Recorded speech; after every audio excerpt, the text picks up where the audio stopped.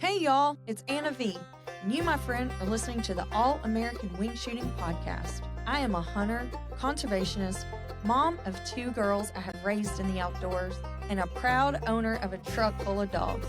My passion is guiding you to confidence, sharing in tradition, and celebrating the true meaning of success in the field. Here we go. Hey y'all, welcome back to another episode of All American Wing Shooting Podcast.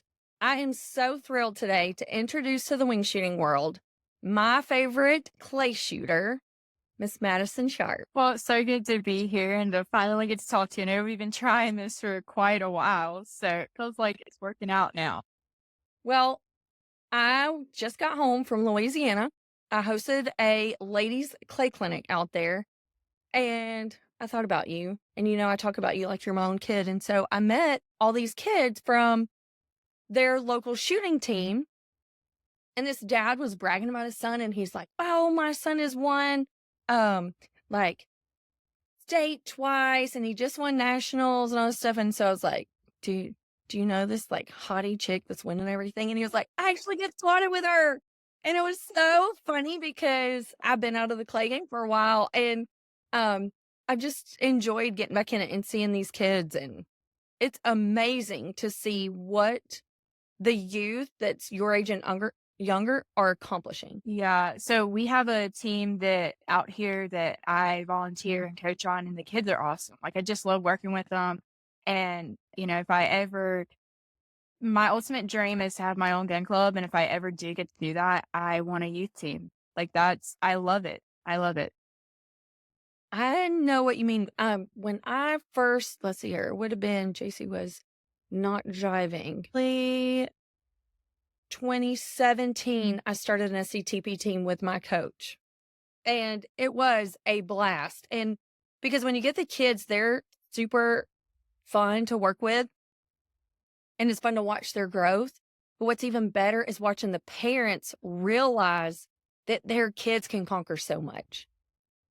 Yeah, 100%. I mean, the kids out here, they start at age 13, and go up from there. And just even the past year I've been here, to see some of these kids, there's especially one girl that comes to my mind where she reminds me a lot of myself, and she kind of started from the very bottom, and now she's hitting all these targets that she wasn't hitting a year ago, which is super awesome. And to see them smile and just have fun and build character, it's an awesome thing to just see, and to know that's going to be the future of our industry is just amazing. And to see that now and then to see it in 10 years. And I'm just super excited for what's in store for all these kids.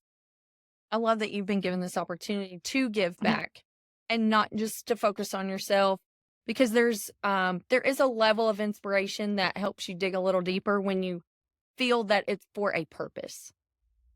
Right. Yeah. I will say, so I started on a youth team as well. And I knew nothing about clay shooting. The only thing I've ever done was I would go duck hunt and dove hunt with my daddy, wing shooting wise. And I loved it. And I was like, I want to do more. He took me to a charity shoot, and I watched him shoot. And then he asked me, he was like, "Do you want to try one?" And I was like, "Yeah, that looks like so much fun." I shot once, and I fell in love with it. And just to be where I am today and to be able to give back to the kids in the community, both in Texas and South Carolina, is something very close to my heart. And just being able to do that and watch them grow. And again, just see how they mature, not only in their shooting, but in their life. That's also super awesome to me. Girl, that is my favorite topic. So I talk about this all the time, because we, of course, got into the shooting world at different stages of life. And I would give anything. I had been given a shotgun as a young kid instead of put on a ball team, because I know for a fact that my life and the decisions that I would have made as a young adult would have been very different because of how shooting is coached and how that changes the mentality and the outlook and the mental management of just decision making. And it's so hard to explain that to people. I kind of feel like when I talk about as an adult that I'm just an obsessive shooter, but coming from you in your early 20s, mid 20s, when you started as a 10-year-old, it makes a big difference. And then when I go and travel and I meet these young kids that are, you know, 14 to 17 on these youth teams, just their behavior in general and their conversation, their vocabulary, the way they carry themselves, it is night and day different from just going to Friday Night Lights and seeing all the high school kids in one place. Like they stand out, and it's a really special community, definitely one to be celebrated. So I want to hear about this mental management aspect of yours, because even though we talk consistently, we've never been able to dive deep into that. And when I started my lessons, I didn't know that was a part of it. It ended up being something that was presented to me through shooting. And then it was like a year later, I realized, wow, like I've actually been put through a mental management program. It's actually a thing, the Laney Bassam thing. I think he's actually in Texas. He is, yep. Yeah. And so I didn't realize the value of what I was getting, because I ended up just picking the right coach out of the hat kind of thing. Right. So I Yeah. want to know, like, when did you start yours? How was it introduced to you? How much did you focus on the mental management? And like, what values are you seeing in the game and in life? Yeah, so like I said, I've been shooting for 12 years competitively. I started with a youth team, and like at the time I had no clue what any aspect of shooting was besides you load the gun, you call pull, and you shoot at the target flying through there. So like there wasn't a mental part for me. I can say my very first tournament I went to, my daddy had to listen to me cry for 3 hours on the way home because I thought I shot so bad. And we laugh about that today. But I would say, like, starting at a pretty young age, I needed the mental side and I didn't know it. Because again, like, we had no clue what we were really getting ourselves into. So I think my mental game kind of started whenever I heard people talk about, oh, you should read this book or you should go listen to this person talk, whatever. And so I'm a huge fan of Dr. Bob Rotella's books. Um, I've read Michael Phelps' books about his swimming career, where he dives into the mental game, pretty heavily, like all these people do. Um, and I actually went and saw Dr. Bob Rotella in person, and we had a conversation. And it was crazy because this man, I sit down on his couch, and he's like telling me my whole entire life story, like everything that I struggle with in the mental game. And I'm like, how do you even know that? Like, this is just crazy to me. Um, so from there, I just kind of worked on, putting what I read in his books and then what we talked about in person, putting those into perspective, using them at practice, um, and just like kind of challenging myself when I wasn't actually in a competition, if you will. So I think So that your those coach didn't bring this to you. Well, so my coach did, but only to, I would say, extensive level. So I started off with a youth coach. Um, Mhm. and at the time it was like gun fit, stance, just trying to get me to break target. My gun was bigger than me at 11 years old. Um, Right. and then he took me to the next level. And then it got to a point where I kind of just, flattened off with my shooting. I needed someone a little more advanced than him. And so I started to Love go that you say see. that, because that's a great point for people that are interested in this for themselves or to get their kids into it. Um, it's okay if you end up outgrowing certain situations and need to move on. It's actually kind of normal, Right. Yeah. depending on, yeah, what you're doing. That's a great point. So, then I started to go see a professional coach, Wendell Cherry. He helped me tremendously. Like he took my shooting to the next level. Um, and then he started telling me about Lanny, and I think he was actually the one who also mentioned Bob Rotella. And so I started reading all these books, and I was like, okay, great. And I also attended a camp. I think I went 2 or 3 times. It was called Champs Camp. They don't do it anymore. But so David Like, Radulovich, David chance camp. That Radulovich, sounds like I want to go. yes. Um, David Radulovich, Tony Monzingo, and Matt Fisher at the time, um, they all came together and put together this camp, and they actually came to my home gun club. So when they came, it was awesome because they were 10 minutes down the road from my house. I got to attend this camp, and we talked about like everything from the mental aspect, technique, like what's your pre-shot routine, post-shot routine, all these things, like what are you eating, how are you eating, staying hydrated. They actually gave us a whole binder of stuff. And I remember I just talked about this on another podcast recently. The mental side of it, when I was younger, say 14 or 15, I thought that I knew what a good pre-shot routine was. And so they actually made us write out our pre-shot routine on a piece of paper, and we turned it into them and they read through them.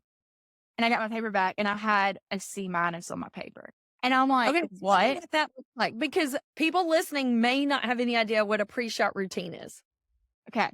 So for me at the time, I thought it was, okay, a pre-shot routine is once you step in the station, all the way from the time you step into the station until you walk out of the station. That's not yes, it's part of your pre-shot routine, but if you really dive in to know what that looks like, you're going to find out there's a whole lot more. So like for me, my pre-shot routine is like, I'm staying hydrated. I'm drinking lots and lots of water weeks in advance to get hydrated. Oh, yeah. I'm eating correctly, making sure I'm fueling my body, getting enough of sleep, coming up with a practice regimen that I'm going to go out and I'm going to go shoot, X amount of targets today. Maybe I might not get to practice tomorrow, but, say on Friday, we're going to go and shoot, So however my many more routine was, boxes. if I didn't get to shoot, I still had to sit in the chair, shoot them in my mind. Like I still had to shoot those stations Yeah. in my mind. Yes. Yeah. So like a lot of my routine now, and I talk about this, it really hits hard for me when I think about how I won my national championship last October. So I had practiced really heavy up until about a week and a half before we left. And I was like, I just need a break. I've been mentally preparing myself and visualizing what that would look like, weeks before nationals. And so when I took that little bit of break, I was literally anytime I could be driving, I could be sitting at home, I could be out working, and I'm sitting here just constantly thinking, okay, how am I going to prepare myself for this? I'm doing all that now, not 2 minutes before I step into the box to pull the trigger. Yep. Like it's just not going to cut it in what we do. And so like now that's part of my pre-shot routine is visualization. I do a ton of that. And just mentally getting my mindset ready and having the confidence and just preparing myself the best way that I possibly can. Because it's not about, can I shoot a shotgun? The answer is yes, but can I mentally beat my competitors that day? Yeah. And I got to the point too where I never even worried about anybody else. It's like, I know what my potential is. I know what I've practiced for. And how do I make sure that I have reached those goals? So at the end of the day, no matter what the scores were, it never affected how I felt on the rank. It was always on my own performance. So I ended up, when I transitioned from clays into the dog world, was like, okay, then I had to take the dog into consideration, and that was so helpful for me because when you're running a dog too, like it's got a mind of its own, and then they were all, of course, in different levels of training. So that way you never felt like you got beat.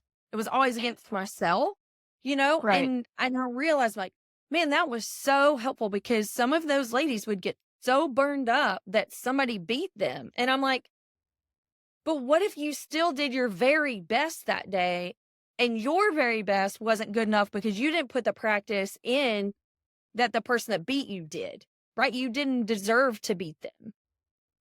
And so, like, that kind of switched my mindset and took the pressure off of what other people were doing. It was like, I'm only accountable to myself. I mean, you're 100% right about the accountability. It's all in ourselves. And I think that's something that I really learned this whole past year where my mental game has just been taken up to the next level. So I've been practicing way more, but not only that, just I feel like I'm mentally getting stronger. And Trevor Jensen, he's actually helped me tremendously in this past year, preparing for tournaments and what that looks like and being accountable for all of these things, preparing ourselves, practicing, and then of course like the competition side. So all that's been really exciting for myself personally to see grow. And I'm excited to see how much further I can take that. Okay, I want to get back to this middle management thing, but we never even talked about all the things you've done. I was so excited to just get into all the depth of our conversation. So you won nationals. You talked about that last fall. I did. Yes. And then I won and then what happened? and then I won my first world English championship this past May. And I also just won my second US Open last month. So has anybody, any other female, ever won those 3 tournaments consecutively like you have? I'm not sure. I believe there's been a female to win a US Open, a world, and a national championship all within the same calendar year. But I'm not, I mean, I feel Mhm. sure there probably is. And like I will say, like now the female competitive side is way different than it was 10 years ago. I mean, you can go back and go look at scores from literally 10 years ago. And I mean, It's like scores average now, like 20 points, like it's probably it was, probably increased with it yeah. has, yes. I am so proud of you because I understand how hard to get into that mental game and being able to turn off the rest of the world. Completely turn off the rest of the world. And as a female, it's even harder because we're built to have all of our windows open and multitask. But in the shooting world, you can't be successful consistently and think like that. And so we have to retrain ourselves on how we think, how to calm our mind, how to stay in the zone.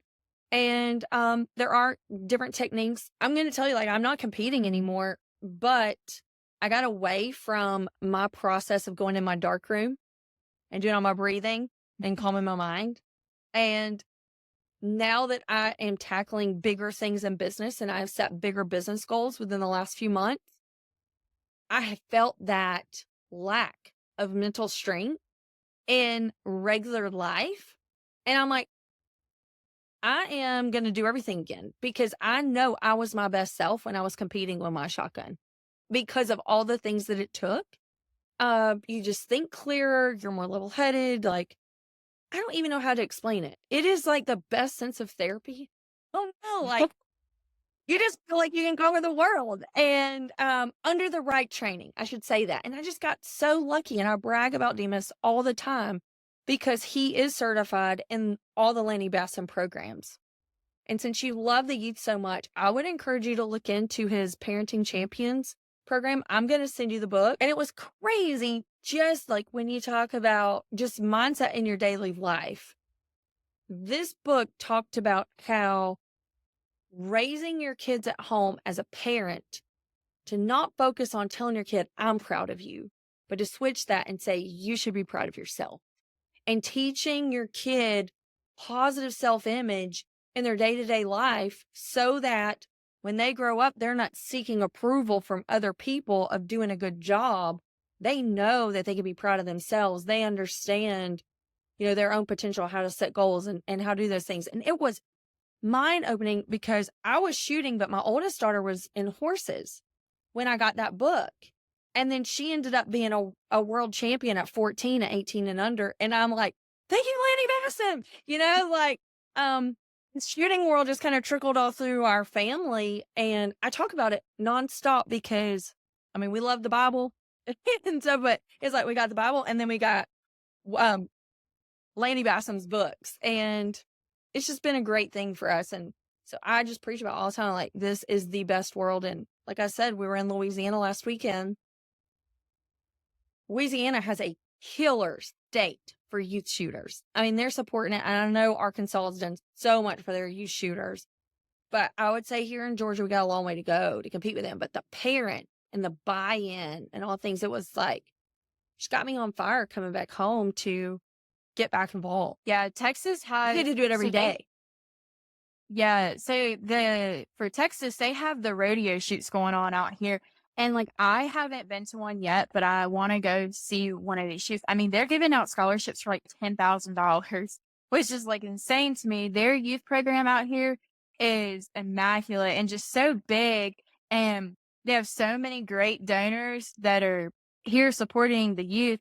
And then even in South Carolina, we have, so there's South Carolina Youth Shooting Foundation, DNR hosts shoots for the youth, SCTP, and 4-H. So there's 4 organizations just in South Carolina. And I even remember there, when I first started shooting in the youth competitions there weren't nearly as many youth competing. And I think now, like, they're even talking about going to 2-day events because they can't host all of the kids in one day. And like DNR the past couple of years, they've actually spread their events out over a couple of different ranges. So that way they can get all their skeet and trap scores in. Um, but I mean, people out supporting the youth, like, I just commend them because they are the next generation of our industry, of what we're doing. They will be the ones to keep this industry going and supporting it. And of course, the Second Amendment. I mean, like, and that's what our country needs today. This is her. She preached the same thing. Like, I got canceled for all that, so you be careful. I lost my whole platform preaching all this Second Amendment stuff because I'm like, that's why I named this All American Wing Shooting Podcast, because I'm believing in our America, right? Our gun rights, all like our lifestyle. And if that goes away, and which is threatened every single day, and I don't feel that the wing shooting world pays attention enough to the lead bans, like all the things that SCI is fighting for, which is why I'm so sold out to that organization. But I'm so glad that you get it at your age and that you're spreading this word, because it's so important. And the give back is hard to explain, but we've talked about this, and I sent you a soapbox. It's so funny watching me start sending you messages that I get from Demas. And still to this day, like almost every single day, my coach is still sending me the mental management coaching thought process, asking me questions, making me figure out hard things on my own. And I started doing that to you, and it was so funny. It's like, she knows all this, and I'm going to tell her anyways. But I forgot what I was going to tell you about him.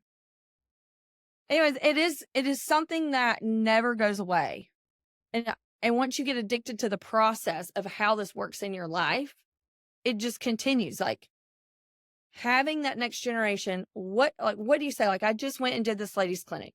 They were all mom age ladies, and I'm finding it hard to get women really committed. They want to come and they want to have fun, but they're not learning enough to be independent, and they don't understand the value of it, but they're all about having a good time. And I want to offer them that. But at the same time, it's like, I'm not always going to be there to hold your hand. I want to teach you what I know so that you can take this and go make it your own. Like, keep this spreading. I agree. So I actually had a lady, I don't know, probably 2 weeks ago, and she came out to me and she took a lesson from me, and she's like, I just want to be better at dove hunting. Like, I enjoy being outside, and I love dove season because I get to go hang around with my family at the ranch, and it's something that my husband loves to do, and he's tried to teach me, but I just can't get it from him. And I said, okay, so, and I asked her, I was like, how serious do you want to be with this? And the reason I asked her was because she was shooting right-handed and was left-eye dominant. So I made a suggestion to her of like, hey, quick fix is going to be, we're just going to close your left eye. But long term, like, if y'all are going to come out here and shoot clays and you're going to go dove hunt, however many days of the season, and like you want to really get into wing shooting, my suggestion is going to be, you need to switch to left-handed because you're left eye dominant, keep both eyes open. And she's like, okay, I want to try that. So we actually tried both ways, because she started off right-handed. We switched her to left-handed, and she was like, oh my gosh, like, I just want to go hunt, and I want to come out here and shoot clays with my husband. And like, I just fell in love with it. Like, thank you. And I'm like, this is why I do what I do, because I love seeing people get excited and finding interest, and just the community that is in the outdoor industry as a whole, not just shooting shotguns, but also the hunting industry. I mean, we relate so much together. And I love working with women, especially the ones who they're like, well, my husband wants me to do this. And then we do it the right way. And then they just get super excited now. Like, I really want to go do this. I don't want to do it because my husband wants me to. I want to go do it because I want to, which I think is a huge difference because Yeah. if you don't want it, you're not going to enjoy it. I know because it is hard. It is hard to get started. And once you get those fundamentals down, especially if you learn them the right way first, then like it's an endless life of learning and excelling and growth. I would agree. I mean, there's just so much, to learn from the sport, not only just fundamentally and techniques, but like we talk about the mental game. Like, how can you take what you learn here and use it in your daily life, with your family at work and whatever life throws Talk at about you? that because that was where I was going with Bemis and then I forgot. It is hard to tell people like, okay, this is my story, right? I went through a really nasty divorce. I'd been this horse mom. We traveled the country doing horses. I'd got a bird dog, picked up a shotgun, was horrible, got a coach. Like you said, I showed up and I was like, I love this. I went from my first lesson to within like 2 weeks, I started shooting like 4, 5, 6 days a week. And I did that for 2.5 years. I was addicted because not just because it was fun, but because I loved that personal growth of me finding myself. So I always say when I picked up a shotgun, I got a life. I would agree. And so I know you're Like, going to like that.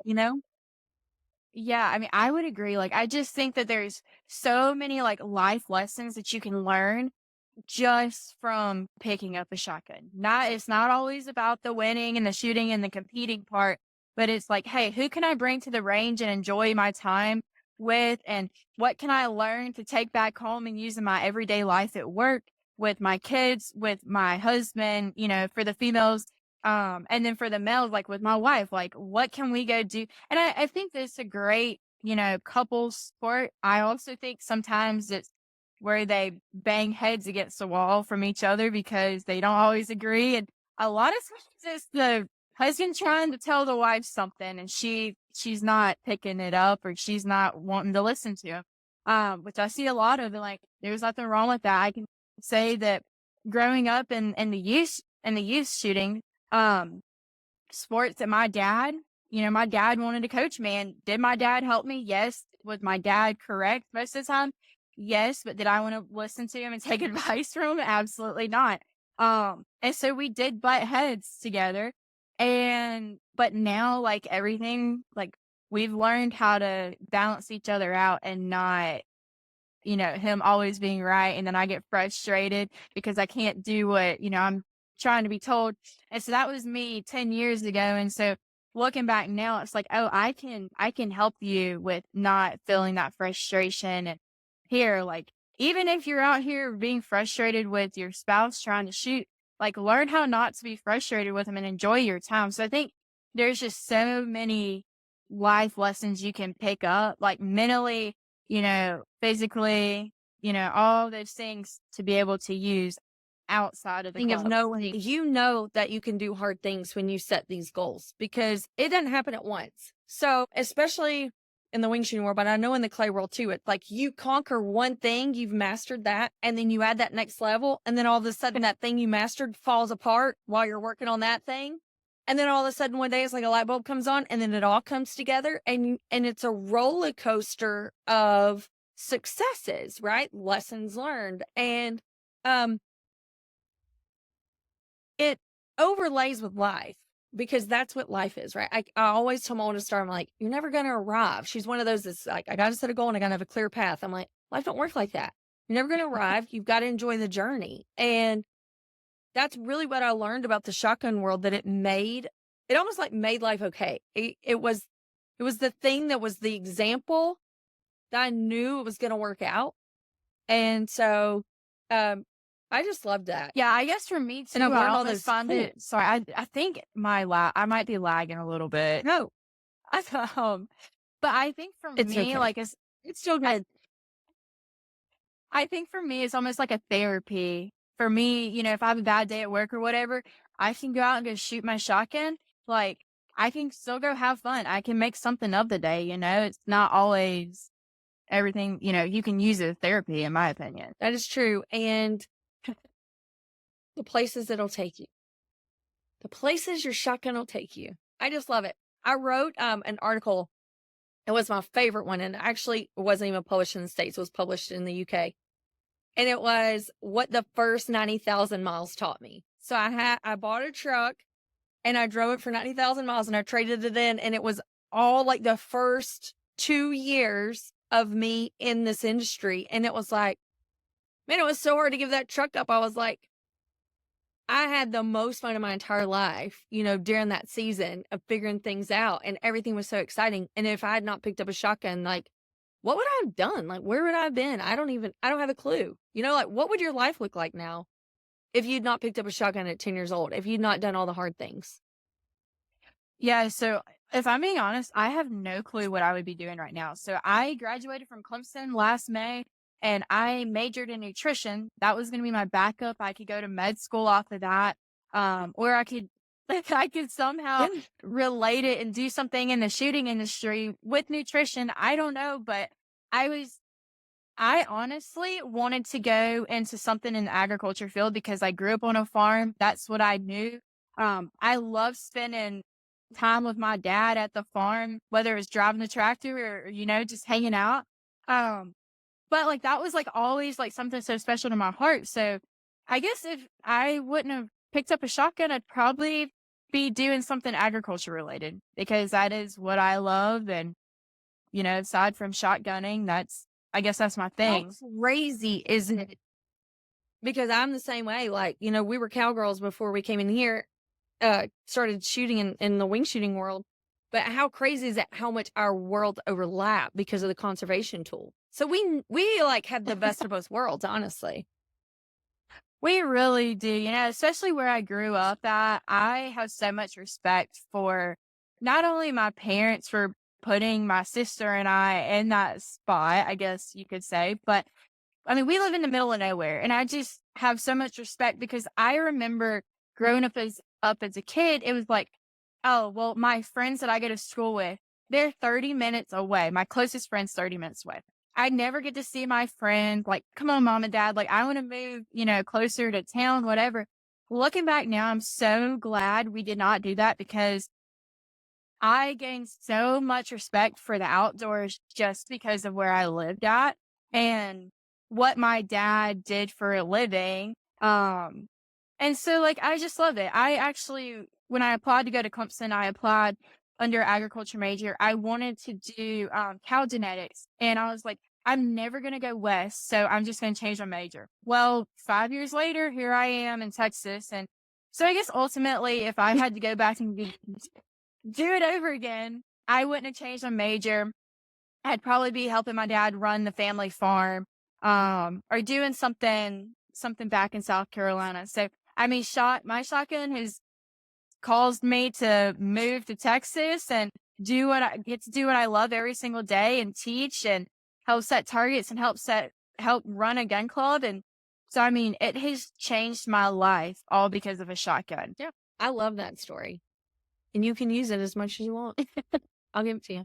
Because it's so true. And I mean, like, I hope that every female that we meet and that we get the chance to coach, like, they have their own story. Maybe I'll start that on my website. I'll start a blog calling My Shotgun Changed My Life and have everybody just write in just random stories. I'm going to do that. Put it on my You list for should. tomorrow. Me and Mandy going to start a new blog. You need to write the second one. I'll write my first one. I'll shorten my story. You got to write the second one. I will. Okay. So let's see. Let's talk about technique too, because I want to hear about this with you.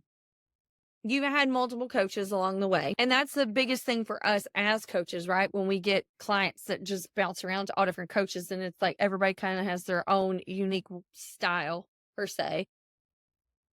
I was very fortunate that I went through like a straight program with one coach, and learned the value of that just because I didn't have any other options. Like where I live, we've got one clay course. I was driving an hour and a half each way to go shoot every day. It was crazy.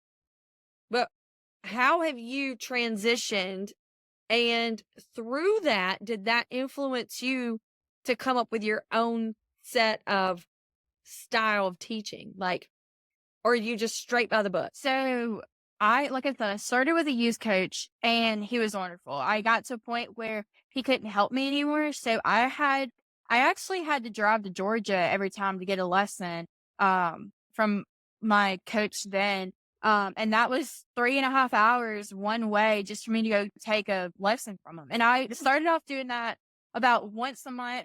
And then I went to like once every 3 months, and then like once every 6 months, and now it's about once a year, which I haven't seen him in a while. But I think I took what I learned from him, and obviously I developed my own technique, and my own style of shooting. I if you ever hear Anthony Matteries talk about people winning world championships, the first thing he'll tell you is people win world championships shooting all the methods. There's not a right or wrong way. I think that, I mean, I personally shoot all the methods. I maintain the most. But I think any method is fine. I will teach any method, or teach based off of any method. But I will say I definitely have my own teaching style. So like if you're a new shooter, you come in, I'm going to tell you, hey, first of all, we're going to start from the ground up. We're going to work on stance and mounting the gun properly and getting your eyes forward on the gun. And then from there, we're going to shoot an incomer, and then we're going to shoot an outgoing target. Then we're going to start shooting some crossers. Well, most people are going to have no issue hitting the incoming shot. Some people will have issues hitting the outgoing shot. And then there's very few people who just hit the crossers right off the bat if you've never been introduced to a shotgun before. So the people who struggle with the crossers, we're going to start talking about this thing called connection. So like I have like this whole like almost like down to science of like how I teach. And so it's almost just like a process that I like to go through with everybody new. And then of course, like if you're somebody that's been coming to me for a while, like how I teach, and we're just gonna work off of those things to get better. We may pick out one specific thing or topic we're gonna talk about and work on today. We're gonna do that. And then I've personally, I think it's helped my shooting tremendously because I'm able to sit here and tell you about, oh, this is how we're going to do things. And then I'm able to say, okay, well, that's what I just told my students. So that's what I need to be doing. So I think my coaching has helped me as a shooter, but I also wouldn't say like there's a right or wrong way to go by the book. I mean, I feel like I'm not by the book on my teaching style. I mean, like stance and stuff like that, like, yeah, but like a lot Yeah, of, that's really, yeah. Hard to yeah, change that. right, yeah. Yeah. But like, I talk a lot about how I feel like I connect with the target and I'm moving the same speed. That is huge to me. Like, a lot of people will walk in and they'll start to say, oh, like I'm trying to put the bead here. No, we're not doing that. Like we don't use the bead to measure and all this stuff. And like, I have people ask me, what's the lead on it? I have no clue. I don't know how to tell you in like, is it 2 feet? Is it 5 feet? I don't know. Hey, hey, you might steal it. Oh, Anyway, we'll have to do a video of us coming together and talking about our different, like how we yeah, present success differently to get people in the yeah, same place. absolutely. Yes. But no, I took my coach's style of teaching, or my style of shooting that he taught me, and I kind of twisted it into my style of shooting, and I mainly teach off of that. But if I have a student who comes to me that shoots a different method, I definitely will teach. I'll still teach you. Um, Okay, so so I gotta ask it. So you don't have sight picture of what, like when you come up to your station, you get your uh show pair, you don't have a sight picture of where to break each target. So, I mean, like, are you talking about like the barrel wise, or are you talking about break point, hold point type of stuff? No, like the sight picture of like what it looks like Okay. where your gun in. You know what I'm saying? Like the lead. You say you don't even Yeah. use that word. Like, I know the sight picture of what I need to do based on LADS, lines, angles, distance, and speed, which is like our program. Yeah, so for me, like, I I'm have an curious, I'm like, idea. how the heck are you breaking all these targets and winning all these titles? I want to know how this happens. I'm so intrigued. So, okay, so, like, I'm gonna use this as an example.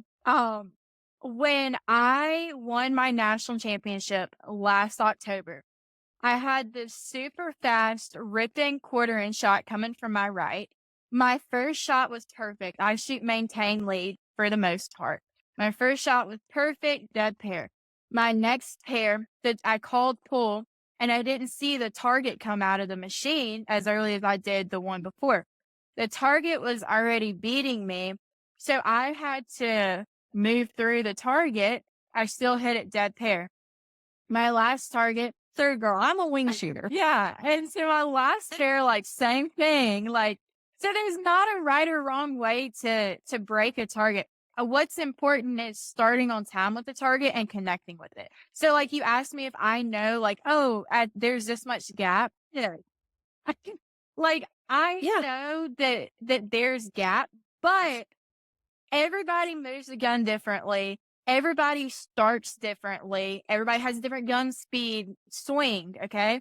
So when you put all those together, what I see might not be what you see. So how I shoot, Right. how I teach off of is basically feel. So like you call pull, we watch the target leave off the machine. As soon as that target leaves, we start drifting, like meaning we're starting our movement from our lower body, starting the gun movement. When you see the target, and we have this thing called barrel awareness. Don't get me There you wrong. are. I see the There you are. That's Nate's train right there. Y'all see that? so we have this thing called barrel awareness. And like I knew my barrel is in front of my face, but I'm not sitting here like comparing barrel to target, because the moment we start to do that, you start to check and you slow down the gun and you're going to more than likely miss behind the target.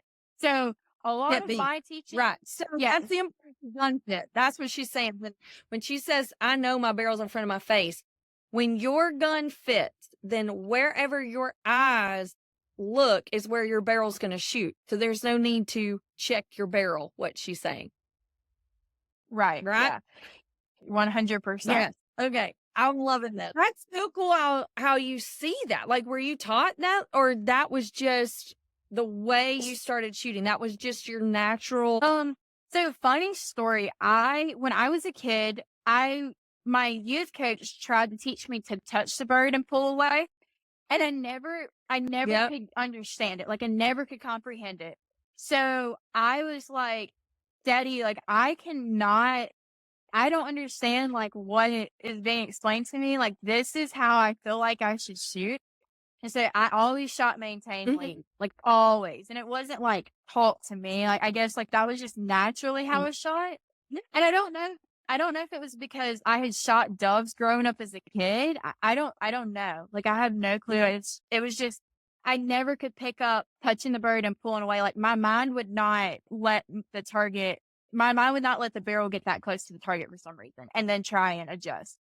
Like I don't Gosh, know like why. you were I don't such know. a leg up was your daddy put a gun in your hand when you were a kid and put you in a world of instinctual shooting. And so that's what I tell people all the time. I'm like, let your kid learn wing shooting first before you throw all these targets in there, because I ride birds too long. My mount's too slow. Like I just posted a video last week because I'm switching and I've got Demas like running me through drills once a week. Like I try to do once a week. I need to be there like 3 days a week. I know. About just getting my gun off quicker. And I sent it to Demas yesterday. Lars Jacob he was like testing out this double barrel 12 gauge that he had brought over and he's advertising. And I'm like, God, it just makes me so sick watching his mouth. It was just like absolutely effortless. As soon as the gun touches his face, he pulls the trigger, bam, everything blows up. And I'm like, it literally looks like magic. He makes it look so easy. And I want that so bad. But I've spent all my hours training doing clays but I just want to be a wing shooter. And I'm like, oh my God, I'm starting from scratch all over again. Even though I've got all my titles and all the things, is like, I didn't do it right, And now I'm like, okay, I want to do it right. Right. I just have so much respect for the shooting techniques and the history in our world. Like I just want to be a part of it. I think it is so cool. It I'm is fortunate to be here. I don't know about you, but I want you to, oh, this was it. This is where we're going. So I texted you like Demas texted me. And I said to you, because you were the most humble person that's ever walked the face of the planet. When I was winning all my titles in the wing shooting world, running dogs, in the tournament hunting world, I didn't realize that I was doing things that had not been done before by women. And like they were changing the rules and all these things. It was like crazy time. But I didn't know, because I felt like I was still learning so much at that moment, that I didn't really like walk in a leadership role. And I felt like I was cheating. Now looking back, it's been like 3 years. And looking back, I'm like, man, I wish I talked about what I was doing more. I wish not the fact that I won, but how did I get there? Like the opportunities, things that I learned, the growth, the personal growth of doing that. I wish I had shared that so that I could have opened doors for more women at the time when it was fresh and it was happening. I can talk about it now, but it's like, I'm a has-been, like I'm not going to go back to it, but the lessons that I learned are always going to stick with me. And I sent you that message of, you're doing things right now at your age that may have never been done before, and you're not going to talk about it. Like it took me pulling that out of you before you even talked about, like, that should have been what you opened with. Hey, I've done all these things and this is why, and this is what it means to me. And this is like the purpose, and there's so many girls coming behind you. And I hope my Tater's one of them that says like, you're making waves in the women's shooting world. And I wish that somebody had told me that. Wish somebody had said, this is important. So that's my thing. Like I pimp you out all the time. Like, you got to get Madison Sharpe on your podcast. You got to talk to her because of the things that you've accomplished. It's hard, and you're opening doors every single day for another young lady. And it's important. Well, thank you. Yeah. So And like here she another goes, thing, y'all. She just, wait, can you hear me fine? Okay, there we go. Okay. you're good. So I've been working on trying to start a ladies, like just once a night out of the month, like have a bunch of ladies come out and just shoot and make it like this routine thing that we can start doing to try and get more and more women involved, because like this industry is so male dominant, and like we need more ladies in the industry. And like I am trying, there's so many people in the community here that already have an interest in shotgun.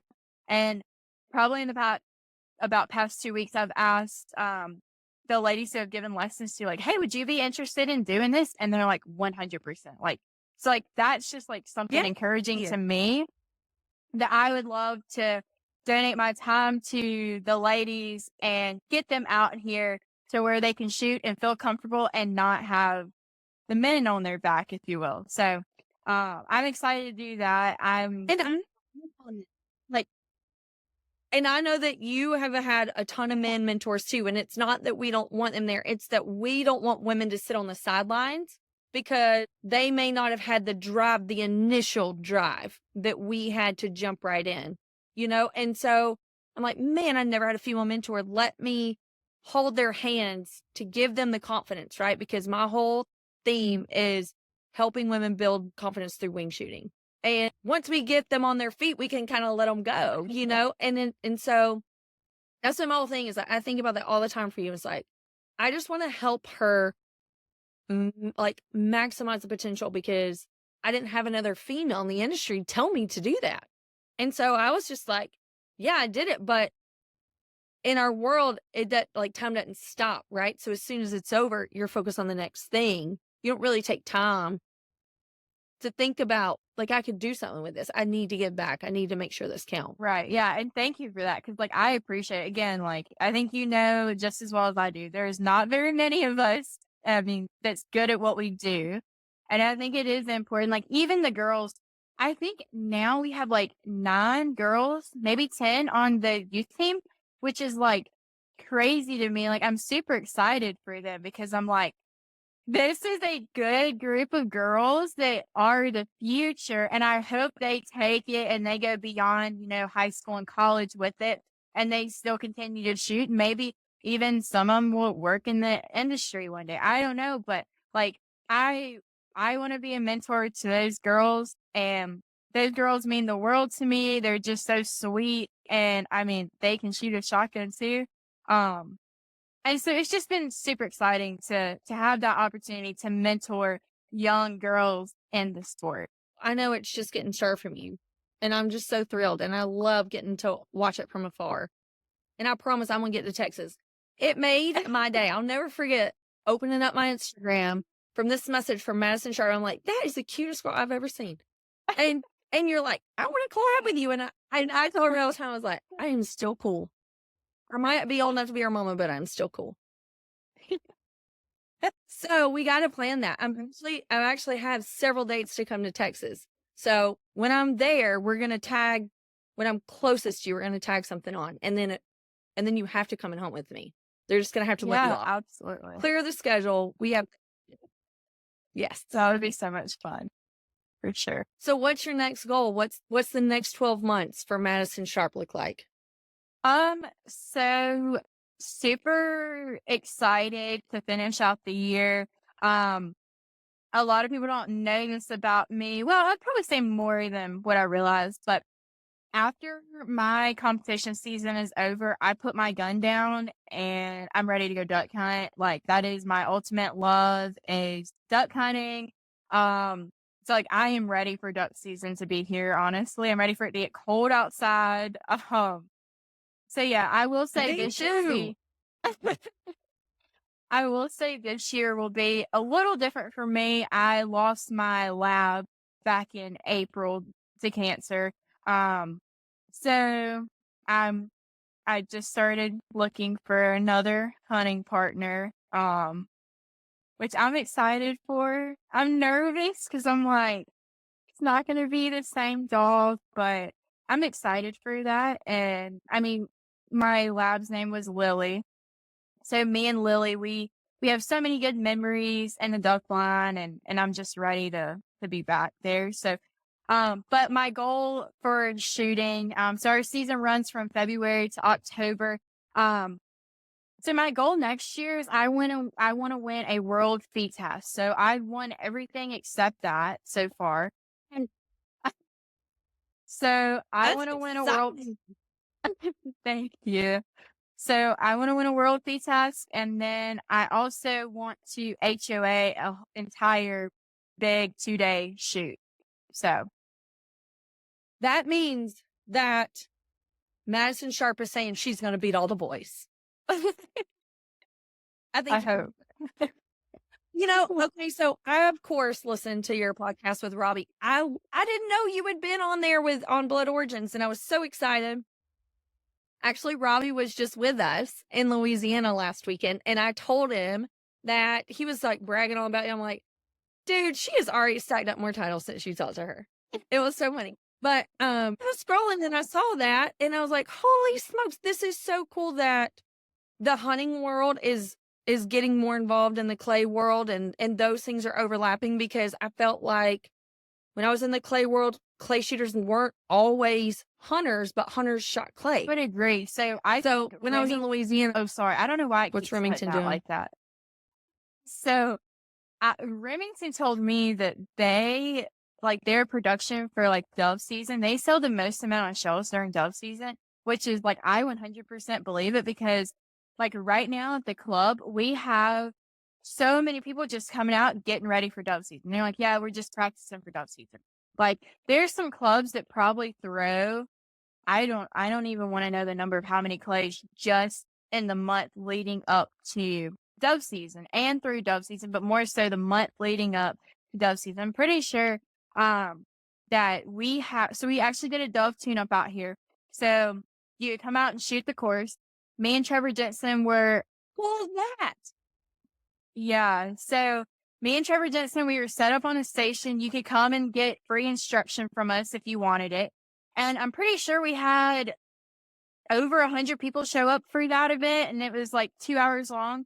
So like that was super exciting. Like there's so many people who aren't just out here to clay shoot, but they're also hunters that want to clay shoot. So like I love both worlds. Like if I had it my way, my dream again would be to have a gun club, and I want to have a duck hunting lodge as well. Like those are my two loves is clay shooting and duck hunting. Like that's my love.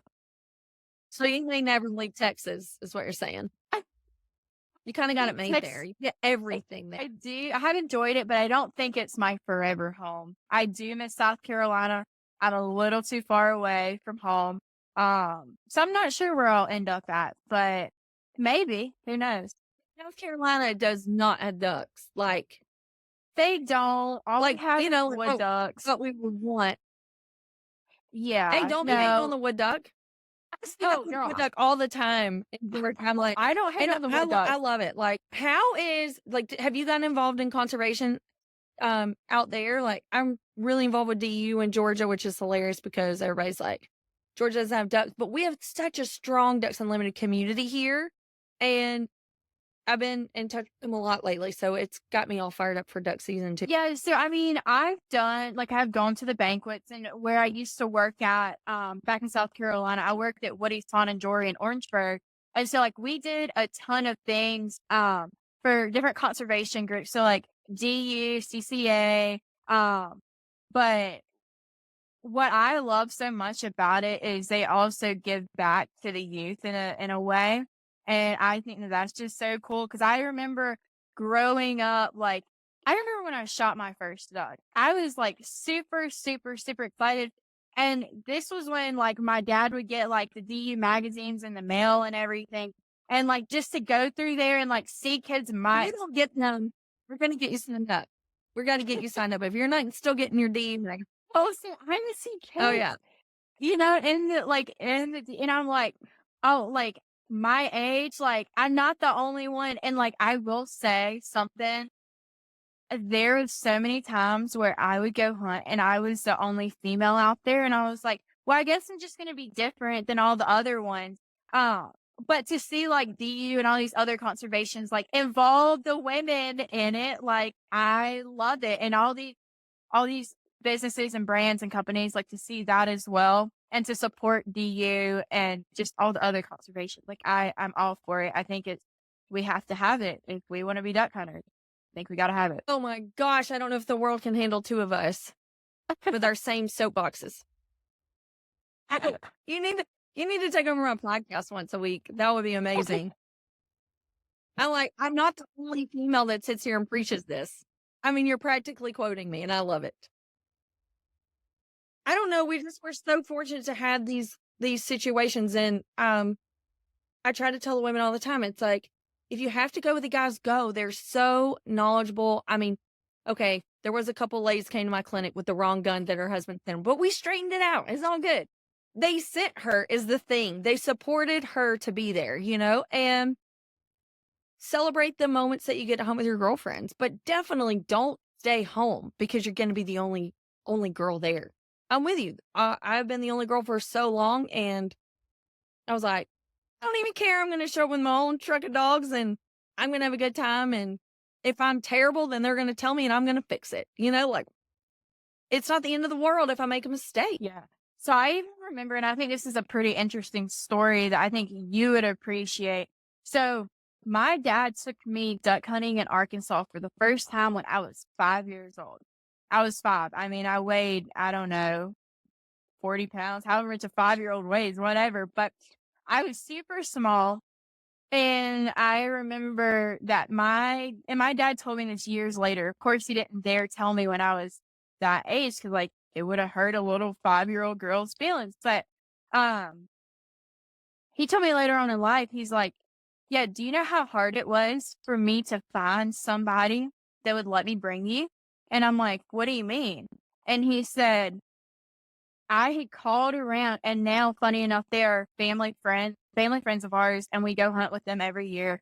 Um, but nobody wanted my dad to bring a 5-year-old little girl to duck hunt with him. He got responses of, "No, I'm not a Mm. babysitter. No, she can't come. This is a all male whatever." I mean, just different answers like that, and I'm like, I'm so glad we did not go with those people because that's not the people I wanna hunt with. Like, I'm all for, like, hunting with the guys, like, that's all I've done my whole entire life. Like, I have 2 friends of mine that are females that I've hunted with, and where it's not all guys in the blind. But, like, and I'm not a feminist when I say all this and, whatever. I'm for women being in the outdoor, but I'm not gonna go, "Yeah, Have fun, people. yes." But my point to saying all this is my dad wanted to take his 5-year-old daughter to Arkansas, and my dad would pay the money for me to be a hunter for the day, whatever.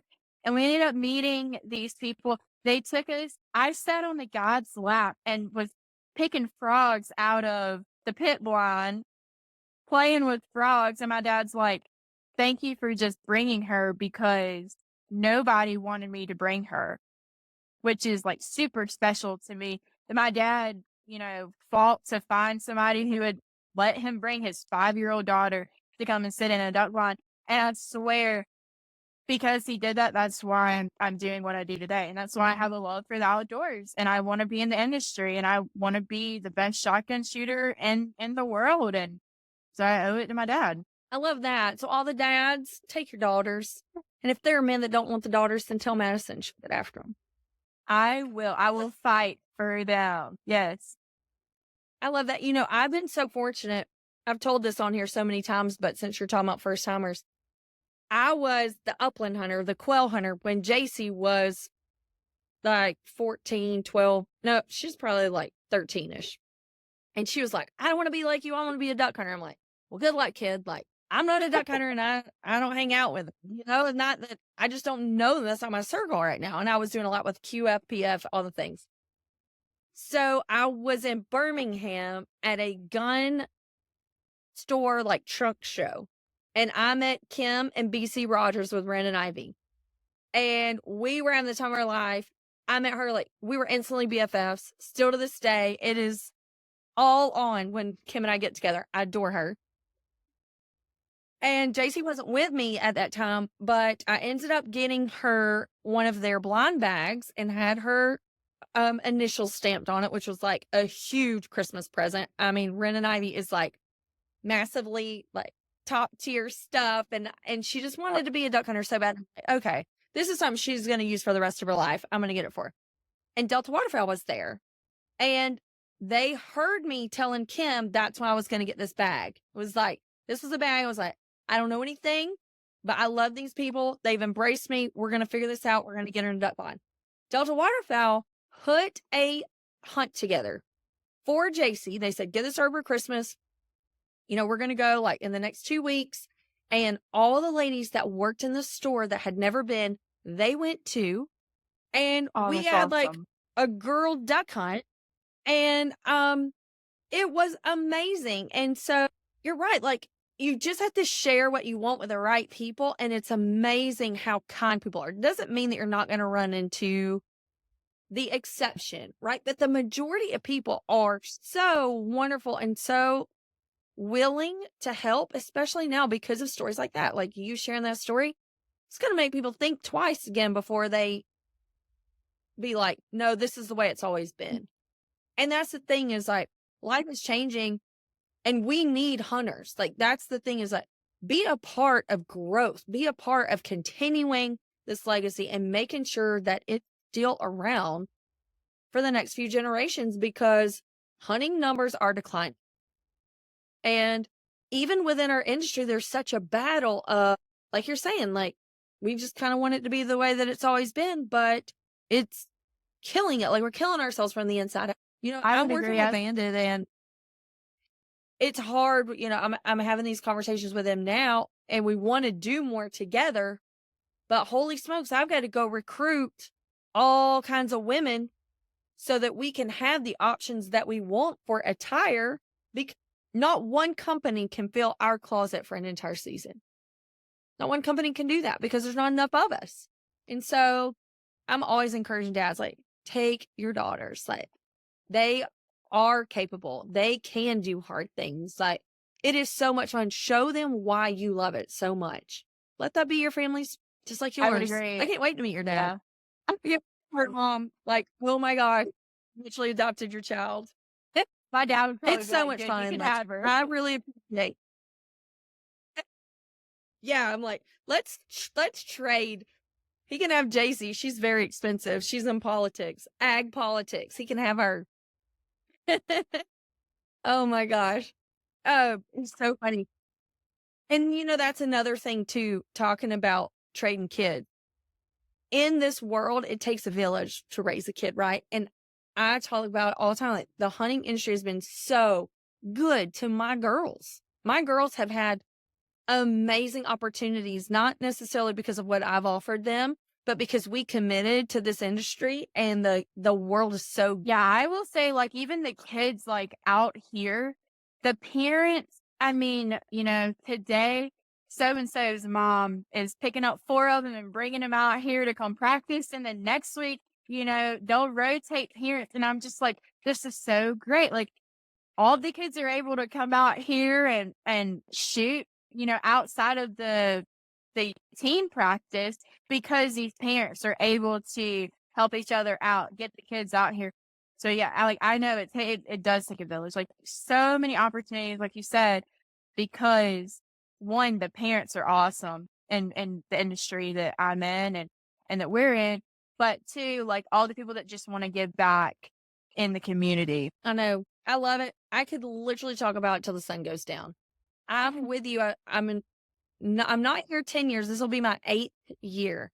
And I just think about I've sat down and I've kind of paused over the last few months, rebranding and focusing back on women. And it's like, man, how did I get to do so much in such a short amount of time? And then I went back to our life lesson, right? Like, here's the standard. I can do it. I can learn. I can learn new skills, because right now I'm facing a ton of new skills that I'm having to learn, that I want to share and that I find important. And going through COVID, making me pivot so many times just so that I could stay in the industry. It was like, okay, what do I have to do to stay here? From the outside looking in, it's like, man, she's done all kinds of things. Could she figure out what she wants to be when she grows up? But a lot of times we didn't have a choice. We just had to do what we had to do, to keep this going. And I got to figure out, like, who I wanted to be. And I love the wing shooting world. I love the hunting aspect of it. I love the conservation. It's like, I don't know, an endless world of opportunities, and getting up every single day and feeling like this is a purpose, and I'm I'm helping other people. It's like, I just want my story to inspire other people to go live theirs. You know, Yeah. what more could I want? Right. I would agree. Like, again, like, just seeing people, taking them from the very bottom and just helping them get better at shooting, but like them also like forming a relationship with me, a friendship, and, you know, them bringing their kids out here. I mean, we've actually had families come out here. It starts with like mom or dad, then they bring the stuff, then they bring their kids. And then it's like, we're going to be members of this club.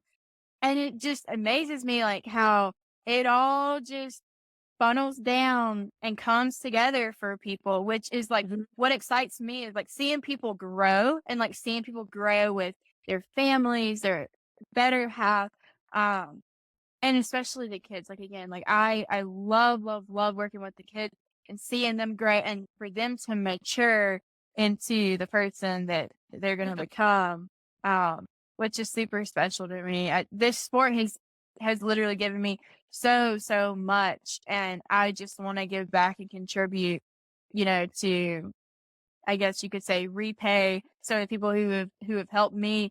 'Cause there's a lot of people who have supported me, and like, I just want to promote them and support the youth and, help them live their dream, help them have fun, help them hit targets. help them be a better person. I know that gratitude just keeps me giddy. I love it. Yes. Because there's always Yes. something to do tomorrow. There's always something to do tomorrow. And I love this time with you. I love our chats always. Thank you for taking time and not giving up on our internet issue. You're welcome. We'll have to definitely do it again and come to Texas, or when I'm back home, we'll have to get together then and do something together as well. All right. So stay tuned. It will be posted on, hold on. What's your Insta? How they find you? Madison. Yes, you can find me on Instagram at Madison_Sharpe_, I think.